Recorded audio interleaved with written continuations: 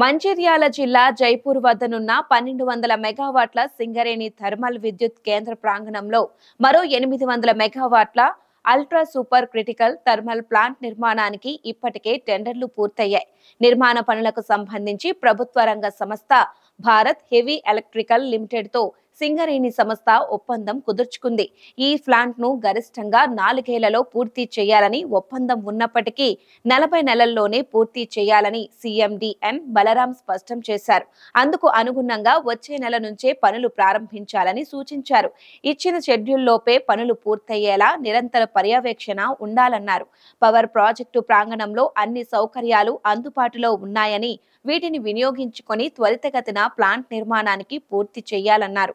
ఒప్పందం ప్రకారం బీహెచ్ఈఎస్ సంస్థ 800 మెగావాట్ల అల్ట్రా సూపర్ క్రిటికల్ థర్మల్ విద్యుత్ కేంద్రానికి సంబంధించి బాయిలర్స్, టర్బైన్స్, జనరేటర్ల ఏర్పాటుతో పాటు అన్ని రకాల సివిల్ తదితర అన్ని నిర్మాణాలను 48 నెలల్లో అంటే 4 ఏళ్లలో పూర్తి చేయాల్సి ఉంటుంది. ప్రస్తుతం సింగరేణి సంస్థ 2016లో పూర్తయిన 1200 మెగావాట్ల థర్మల్ విద్యుత్ కేంద్రం విజయవంతంగా నడుస్తూ కంపెనీకి ప్రతి ఏడాది సుమారు 450 కోట్ల వరకు లాభాలను ఆర్జించి పెడుతోంది.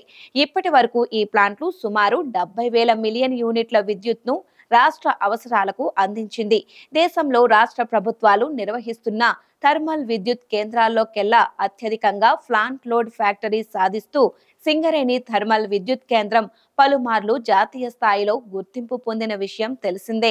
ఈ ప్లాంట్ పనితీరుపై సంతృప్తిని వ్యక్తం చేస్తూ ఇదే ప్రాంగణంలో సింగరేణి సంస్థ మరో యూనిట్ స్థాపించాలని రాష్ట్ర ప్రభుత్వం ఆదేశించింది. ఈ క్రమంలో కొత్త ప్లాంట్కు టెండర్ ప్రక్రియ పూర్తి చేసి నిర్మాణ పనులు ఒప్పందం కుదుర్చుకున్నారు. ఈ ప్లాంట్ పూర్తయితే సింగరేణి సంస్థకు ఏడాదికి అదనంగా మరో 300 కోట్ల రూపాయల వరకు లాభాలు చేకూరే అవకాశం ఉందని అధికారులు అంచనా వేస్తున్నారు.